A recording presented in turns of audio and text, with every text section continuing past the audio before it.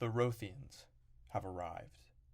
After the destruction of the Void Crystal in Concourse, the Primarch, fed up with the lack of progress on Petra II, has dispatched one of his mightiest lieutenants to annihilate the citizens of the planet and lay waste to their city, Stormveil. After rushing back from Concourse with the aid of their coalition allies, the 5-card studs prepare to defend Stormveil against waves of Rothian attackers, and perhaps the deadliest threat they have ever faced. Okay, so yeah, that's basically the setup for last game. So let's just get right into it. This session was basically like entirely combat. It was a massive map filled with multiple enemies with different abilities. We're talking mind killers, which are these little like brain dudes, kind of like intellect devourers from Kingdoms of Warfare. Rothian drones, a homebrew thing, kind of. Well, I took it from the the Dark Matter book and kind of modified it a lot. Rothian abominations, which are these big dudes with like scything talons and like acid teeth and shit. And finally, a Neothalid, which is a really fun guy. So yeah, there were tons of allies on the sides of the party. There were coalition marines, coalition sergeants, all running around using like heavy weapons, firing off like squad abilities and shit. In addition to all that, dealing with 4 level 12 PCs. So yeah, they could fire off some crazy ass shit, put out tons of damage. And in addition to that, all my players are just generally highly competent. So yeah, it was a fun time. I find myself in this position a lot where like I really love like the idea of like a mass battle. I think it's just like a really cool fantasy to play out. Especially one where like you're defending against like waves of enemies, like with the allies that you've worked to cultivate like at your back. I think that's just super cool. The downside of that, on the DM side, is that it's like logistically, like it's a lot when you're dealing with like a faction that is like so multifaceted in the way that the Rothians are, that like they have like different enemies to like fulfill different like roles. And, like the mind killers are like a forward like fast attack group to like harass enemy lines. They're not meant to do like a ton of damage. They're just meant to like get in the face of the enemy. The drones are meant to like hold the line. The abominations are meant to like punch through. Yeah, there's like a lot of different like abilities like being fired off like all at the same time in rapid succession with one another. And it can get really stressful as the DM. I think like I've gotten to a point where like I'm really good at like dealing with that, but I think that definitely comes like at the expense of like the role play and the narration. Like I'll start the combat off strong, right, by narrating like what the villains are doing or like what the enemies are doing, what the PCs are doing. But definitely like as we get into the swing of it with combats like this, it becomes more like just like the numbers and like, is that your full turn? Is that everything you want to do? I think I've checked in with my players. They are having a fun time. I have been able to ask them about it. I ask at the end of every session, are you guys having fun? Normally they'll say yes. Sometimes they'll read me, which I'm fine with. I think this is something that I could probably get better at. But on the other hand, it's just a lot of like mental gymnastics at the same time. I'm not really sure if it's something that like it's like an endurance sport probably, or like weight training. But yeah, this is definitely something that I'm finding out about myself. Like I enjoy this fantasy a lot, but it's extremely stressful for me to run. Going back to like the design of the Rothians, like in my mind, they are supposed to be like, or at least like the drones, like the foot soldiers. They're supposed to be like completely and utterly terrifying and alien, unlike anything that like the inhabitants of this setting, the verse, have ever seen before. My inspiration was like very like Terminator like, Like they march forward like inexorably, like nothing will stop them. Like even if you hit them, like barely react. And I think that's super cool. Um, but I think that may have resulted in me like making them a little too strong. So I've had to make a lot of adjustments on the fly. Like mainly getting rid of their main ability or like scaling it down significantly. And they have an ability called Synapse Link. Most of the Rothians do, which means like their proximity to each other, like depending on how many of them there are, like within a certain radius of each other, they give each other bonuses depending on what they are.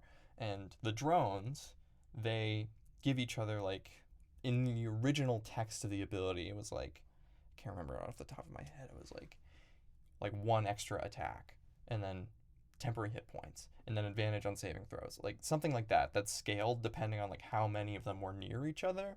That got out of hand really fast, and that was like in addition to +1s to hit and damage. Yeah, it was a lot to deal with. I was like quickly realizing like even one of these guys benefiting from all those abilities is like kind of insane, um and like extremely hard to deal with. So I've had to scale that back a lot on the fly. I haven't actually like gone into the stat block and made the changes yet, but boy, oh boy, I've had to remember. Yeah, a lot of that is gonna have to do with me just like scaling back the design a little bit. Even though like the players really do enjoy like the flavor, and I think they do enjoy fighting them, but I just really don't want them to be like big bags of hit points. I really hate that. It's so goddamn annoying. It's not fun either. But like when the bad guy can like do like a cool thing, I think that's as a player that's where a lot of my enjoyment comes from. Like seeing like some sort of special ability, um, and the players have seen that from them. But I just don't want them to get crushed by this guy that's supposed to be like a foot soldier, you know. In all, the session went really well. Like the battle had like very clear stakes. It's like if you don't defend the village, if you don't defend the town, it will be destroyed along with everybody living inside of it. They're just gonna die. And the players have kind of, by this point in the campaign, they've definitely like committed themselves to the side of good. They've aligned themselves with a faction that's like, we're the good guys. We're gonna try and help people. We're gonna try and like establish some sort of, well, not order, but like safety in this part of the galaxy that we're in. And I think, you know, they've all clearly bought into that, in one way or another, which I think has been good. It's really helped like define like where I want the themes to go, especially like the character arcs. They're all doing a great job. I love my players so much. They're very good. They've all taken great steps with their characters, and it's helped them a lot.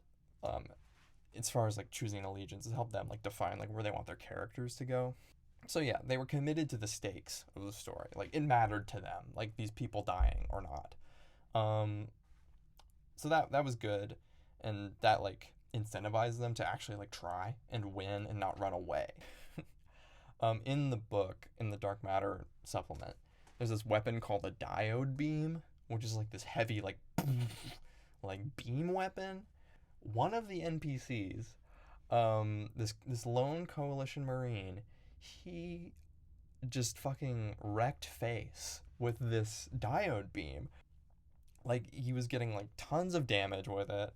It's like it has this ability where it's like a 120-foot line, and it provokes a DC 14 dex save for 46 radiant damage, which is like not, at this point, it's like not great, right?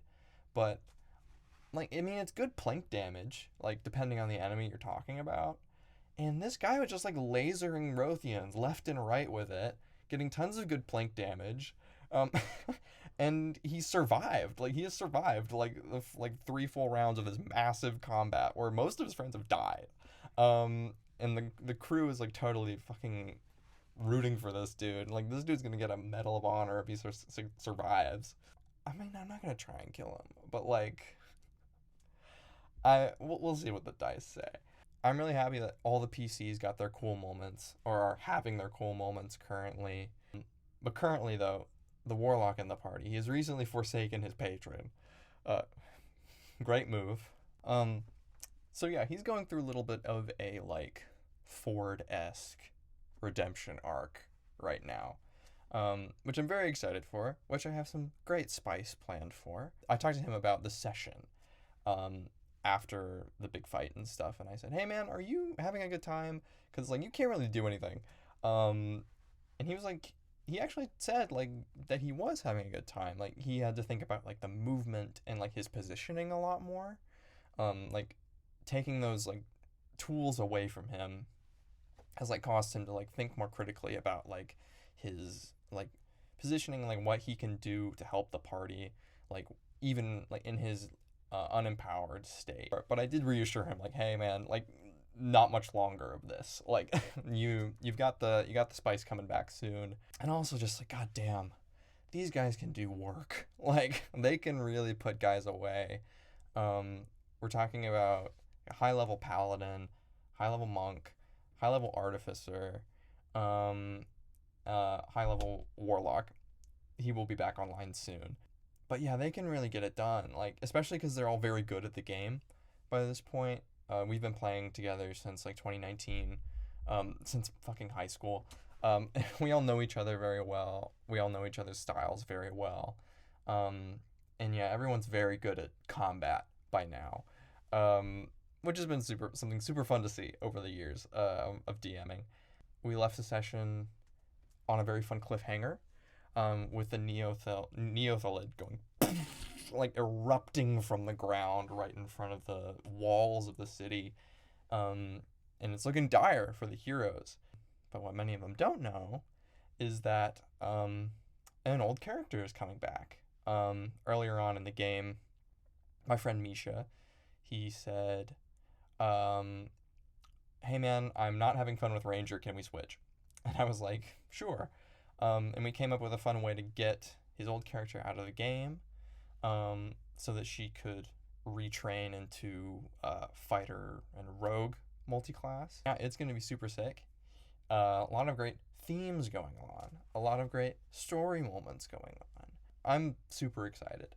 And yeah, she comes back next session, and yeah, that'll be about it. The game's in an hour and 20 minutes, so I have to prepare for that still. Okay. Okay, yeah, this is a good place to end it. All right, video's over. Goodbye, thank you.